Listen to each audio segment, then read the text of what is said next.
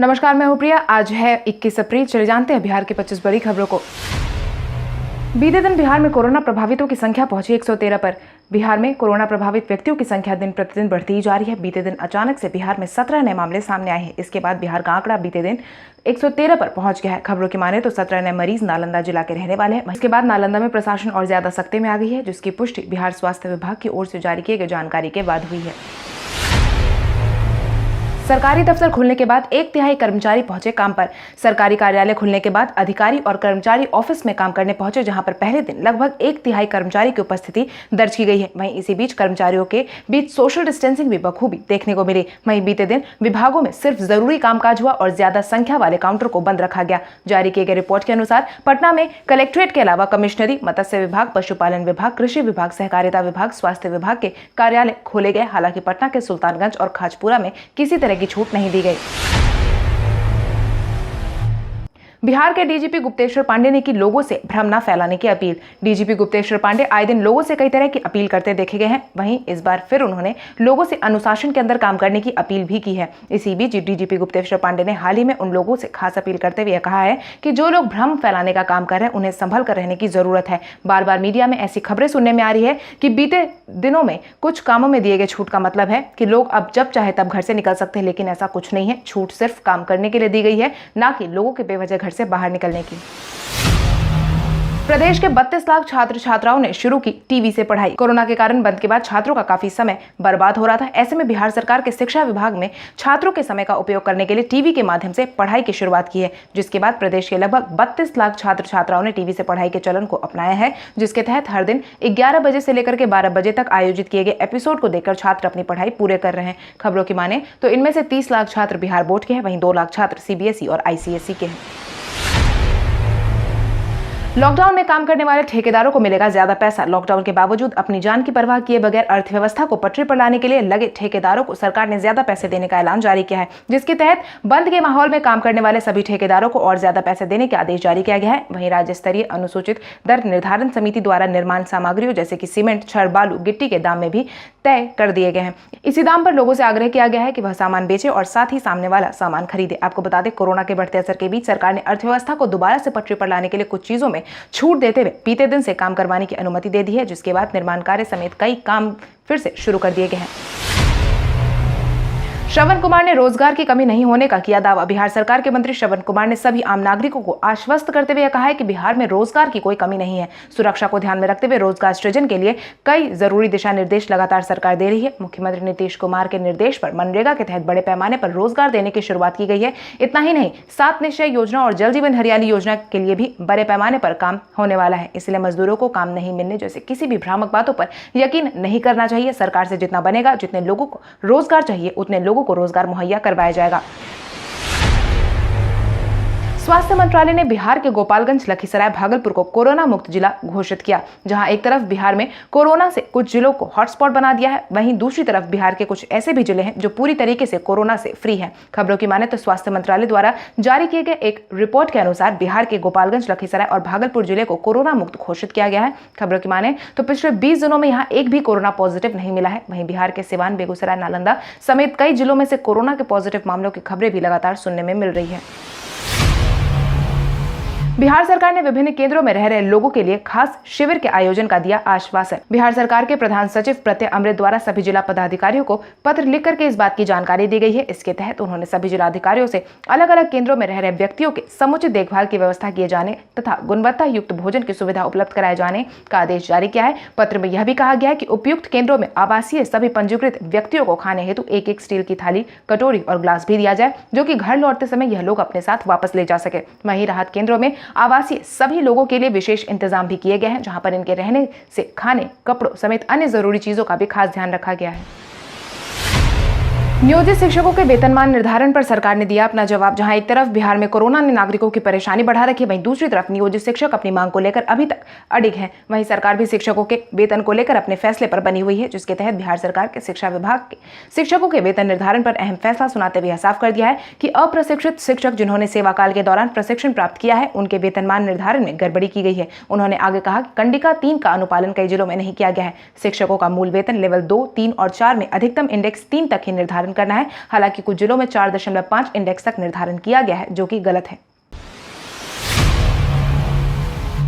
Lockdown में बालू खनन को नहीं मिली मंजूरी। लॉकडाउन के इस माहौल में बालू खनन पर रोक के फैसले को जारी रखा गया है। बीते दिन से जिन भी हिस्सों में निर्माण कार्य शुरू हुआ है, वहां पहले से ही स्टॉक किए हुए बालू का इस्तेमाल किया जाना है। इसके लिए एक मुकम्मल सप्लाई चेन भी बनाई गई है। हालांकि बालू खनन, बालू गिट्टी आदि साथ ही छोटे उद्योगों को लेकर बैठक का आयोजन करवाया गया है, जिसमें कि कुछ नियमों का पालन करने हेतु निर्माण कार्य के सामान को जगह पर पहुंचाने का आदेश जारी किए जाने की उम्मीद जताई गई है।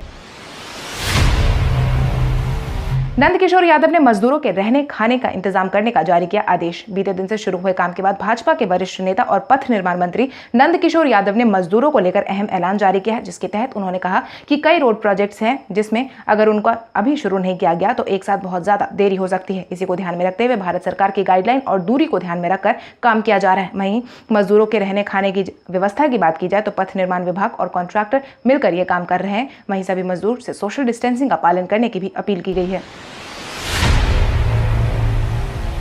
कोरोना प्रभावितों की बढ़ती संख्या को देखते हुए मुंगेर पुलिस आई सख्ते में। मुंगेर बिहार के उन जिलों में शुमार है जिसे हॉटस्पॉट माना जा रहा है। इसी क्रम में दिन प्रतिदिन मुंगेर में कोरोना प्रभावितों की संख्या में काफी ज्यादा इजाफा देखा जा रहा है, जिसको देखते हुए अब स्थानीय प्रशासन सख्ते में आ गई है। वहीं एसपी लिपि सिंह दिन रात इसके रोकथाम में जुटी हुई है। इसके तहत एसपी लिपि सिंह ने ही खुद से पूरे इलाके में सैनिटाइजेशन की प्रक्रिया को तेज करवाया है। वहीं कोरोना प्रभावित इलाके को पूर्ण रूप से बंद करने का भी आदेश जारी किया है।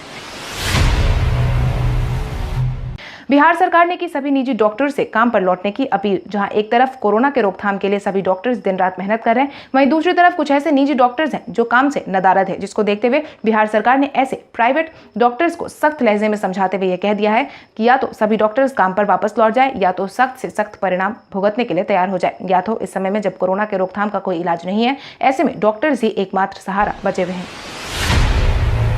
नालंदा के जिलाधिकारी एसपी सहित 79 पदाधिकारियों की आई कोरोना रिपोर्ट। नालंदा के जिलाधिकारी एसपी सहित 79 पदाधिकारियों की कोरोना रिपोर्ट जारी की गई है, जिसके तहत यह सभी लोग बिल्कुल स्वस्थ हैं। इनमें कोरोना नहीं पाया गया है। इसके बाद बिहार शरीफ सदर अस्पताल में कोरोना के जांच के लिए सैंपल देने वालों की संख्या काफी ज्यादा बढ़ गई है। वहीं हाल ही में नालंदा के एक डॉक्टर में भी कोरोना के पॉजिटिव होने की खबर सामने आई थी। इसके बाद डॉक्टर से जुड़े कई लोगों में कोरोना होने की आशंका बढ़ गई है।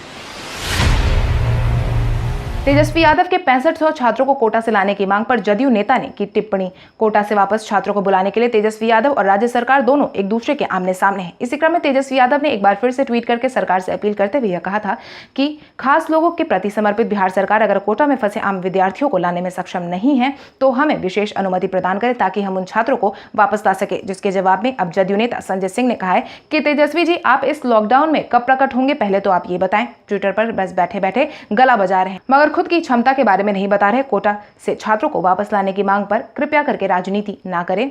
मुख्यमंत्री नीतीश कुमार जी को आपके साथ साथ सभी की चिंता है। लीची के बम्पर पैदावार के बाद भी किसानों को होगा घाटा। देश विदेश में मुजफ्फरपुर के लीची अब अलग ही पहचान बना चुके हैं। वहीं इस साल मुजफ्फरपुर के लीची उत्पादकों को मुनाफे के बजाय घाटा होने की संभावना है, क्योंकि बंद की वजह से किसानों को यह आशंका थी कि इस बार उनके लीची की बिक्री ज्यादा नहीं हो पाएगी। वहीं हाल ही के दिनों में हुई बारिश ने किसानों की परेशानी और ज्यादा बढ़ा दी है। बिहार सरकार ने सरकारी कर्मियों के लिए जारी किया गाइडलाइन। बीते दिन से शुरू किए गए कामकाज के बीच सरकार हर संभव कोशिश कर रही है कि इस कदम से कोरोना के रोकथाम में कोई समस्या उत्पन्न ना हो। वहीं सभी कर्मियों के लिए जरूरी गाइडलाइंस भी जारी कर रही है, जिसके तहत जारी किए गए नए गाइडलाइन के तहत सरकारी कर्मचारियों से बैग, झोला या हैंडबैग लेकर दफ्तर नहीं आने की अपील की गई है। सरकार का यह मानना है कि झोले या बैग से कोरोना के फैलने के आसार बढ़ जाते हैं। वहीं लोकल ट्रेन से सफर करने वाले, सचिवालय आने वाले सभी यात्रियों को 3 मई तक की छुट्टी प्रदान की गई है। स्वास्थ्य विभाग में कोरोना को लेकर 22 आईडीएसपी की हुई बहाली। कोरोना के बढ़ते असर को देखते हुए बिहार स्वास्थ्य समिति के द्वारा 22 आईडीएसपी की बहाली की गई है। बहाली करने का मकसद कोरोना के रोकथाम के लिए आईडीएसपी की मदद लेना है। खबरों की माने तो इन सभी पदों पर बहाली कंप्यूटर बेस्ड टेस्ट के माध्यम से होगी। वहीं सभी का प्रमाण पत्र सत्यापन की ऑनलाइन प्रक्रिया की गई है। सारी प्रक्रिया में सोशल डिस्टेंसिंग का खास ख्याल रखा गया है। बोधगया में अभी 175 विदेशी के मौजूद होने की आई खबर। कोरोना के लगातार बढ़ते असर के बीच बोधगया में अभी भी 175 विदेशियों के रहने की खबर सामने आई है, जिसमें से 28 अकेले चीन के रहने वाले हैं। वहीं इन लोगों की बात करें तो इनमें सबसे ज्यादा म्यांमार के रहने वाले, फिर वियतनाम, फिर थाईलैंड और चीन के हैं। खबरों की माने तो यह सभी लोग पर्यटन वीजा पर यहाँ आए थे, मगर बंद के कारण यहाँ से वापस नहीं जा पाए हैं। हालांकि इस बात की जानकारी चेकिंग के बाद मिली है, जिसके बाद इन सभी लोगों को आइसोलेशन में डाल दिया गया। वहीं सरकार ने गेस्ट हाउस के मालिक पर सख्त से सख्त कदम उठाने का आदेश जारी किया है। योगी आदित्यनाथ के पिता के दुनिया को अलविदा कहने के बाद नीतीश कुमार समेत कई मंत्रियों ने दी श्रद्धांजलि। उत्तर प्रदेश के मुख्यमंत्री योगी आदित्यनाथ के पिता ने बीते दिन दुनिया को अलविदा कह दिया, जिसके बाद बिहार के मुख्यमंत्री नीतीश कुमार, पूर्व मुख्यमंत्री राबड़ी देवी, जीतन राम मांझी समेत अन्य नेताओं ने अपनी संवेदना व्यक्त की है, जिसके तहत मुख्यमंत्री नीतीश कुमार ने श्रद्धांजलि देते हुए दिवंगत शांति प्रदान करने, साथ ही उनके परिजनों को इस घड़ी में धैर्य के साथ काम करने की प्रार्थना की है। वहीं विधानसभा अध्यक्ष विजय चौधरी ने भी अपनी श्रद्धा सुमन व्यक्त की है। आपको बता दें, योगी आदित्यनाथ के पिता ने एम्स में अपनी आखिरी सांस ली है।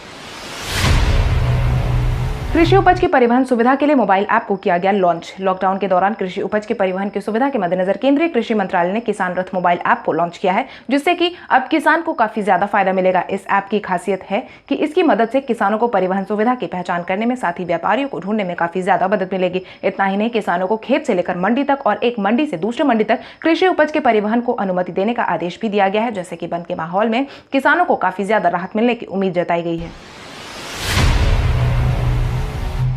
जावेद अख्तर ने की प्रधानमंत्री नरेंद्र मोदी की तारीफ। अक्सर जावेद अख्तर प्रधानमंत्री नरेंद्र मोदी के खिलाफ बोलते नजर आते हैं। इस बार जावेद अख्तर ने प्रधानमंत्री नरेंद्र मोदी की तारीफ की है, जिसके तहत उन्होंने प्रधानमंत्री नरेंद्र मोदी के उस ट्वीट का जवाब दिया है जिसमें प्रधानमंत्री मोदी ने सभी लोगों से जाति, धर्म, रंग, भाषा या सीमा देकर राजनीति नहीं करने की अपील की थी। इसके जवाब में जावेद अख्तर ने कहा कि यह सत्य वचन है। हम आशा करते हैं कि प्रधानमंत्री नरेंद्र मोदी द्वारा की गई अपील का लोग सख्ती से पालन करेंगे। इतना ही नहीं, जावेद अख्तर ने अपने सोशल मीडिया से लोगों को कोरोना से बचकर रहने की नसीहत भी काफी बार देते नजर आए हैं। सौरभ गांगुली ने की अपने करियर की सबसे अनमोल तस्वीर को शेयर। बीसीसीआई प्रमुख सौरभ गांगुली ने हाल ही में अपने करियर की एक शानदार तस्वीर को शेयर की गई। इस तस्वीर को विश्व कप क्रिकेट में फैब 4 के नाम से जाना जाता है। आपको बता दें, यह तस्वीर सौरभ गांगुली, सचिन तेंदुलकर, राहुल द्रविड़ और वीवीएस लक्ष्मण की है। यह चारों ऐसे खिलाड़ी थे जिनका विकेट हासिल करना किसी भी गेंदबाज का सपना हुआ करता था। यह टीम इंडिया के अनमोल रत्न के तौर पर भी माने जाते थे। इस तस्वीर को शेयर करते हुए सौरभ गांगुली ने लिखा कि इन चारों खिलाड़ियों के साथ उन दिनों में एक एक पल का लुत्फ उठाया है, जिसकी तस्वीर विजन इंडिया ने भी अपने आधिकारिक वेबसाइट से शेयर की थी।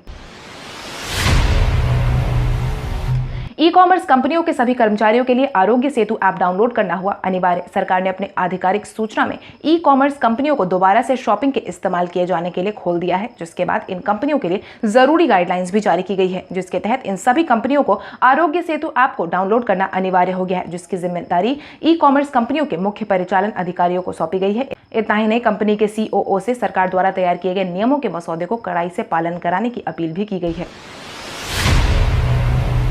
पटना के खजपुरा में सैनिटाइजेशन करने का काम हुआ शुरू। पटना के खजपुरा में बीते दिन कोरोना प्रभावित मिलने के बाद पूरे इलाके को बंद कर दिया गया है। बीते दिन इस पूरे इलाके को सैनिटाइजेशन किए जाने का काम भी शुरू किया गया है। हालांकि प्रभावित महिला के संपर्क में आए आधे से अधिक लोगों की रिपोर्ट आ गई है, जिसके तहत उन सभी में कोरोना से प्रभावित होने के कोई संकेत नहीं मिले हैं। उस पूरे एरिया को सैनिटाइज किए जाने पर पटना डीडीसी और जिला प्रशासन के पदाधिकारी खुद खजपुरा पहुंचे थे, जहां पहुंचकर उन्होंने मामले का जायजा लिया। कल हमारे द्वारा पूछे गए सवाल का जवाब आप में से बहुत सारे यूजर्स ने हमें कमेंट करके दिया था, उसके लिए आपका बहुत बहुत धन्यवाद। आप में से जिन यूजर्स का कमेंट हमें अच्छा लगा है उनके नाम है गुड्डू कुमार, रामनाथ कुमार, बसंती देवी, रोशन कुमार, मूल कुमार, मुखबिल रजा, आलोक कुमार, शकील राज, सुदेश कुमार, सिकंदर कुमार, नीलू देवी, रुपेश कुमार, संतोष कुमार, मंजीत कुमार, मोनू कुमार। इसके अलावा हमारी टीम को और भी लोगों के जवाब अच्छे लगे, मगर समय के अभाव के कारण हम उनका नाम नहीं ले पाए, लेकिन आप हमारे सवालों का जवाब देते रहे। हम कल आपका नाम लेने की पूरी कोशिश करेंगे। तो चलिए बढ़ते हैं आज के सवाल की ओर। आज का सवाल कुछ इस प्रकार है। लॉकडाउन की इस अवधि में बिहार सरकार द्वारा टीवी से छात्रों को पढ़ाने का फैसला छात्रों के लिए कितना लाभदायक साबित होगा? अपने जवाब हमें कमेंट करके जरूर बताएं। इसके साथ ही आज के लिए बस इतना ही। अगर आप ये वीडियो हमारे YouTube पर देख रहे हैं तो हमारे चैनल को सब्सक्राइब करें और बेल आइकन दबाना ना भूलें। और अगर आप ये वीडियो हमारा Facebook पर देख रहे हैं तो इस वीडियो को लाइक करें और ज्यादा से ज्यादा शेयर करें। धन्यवाद।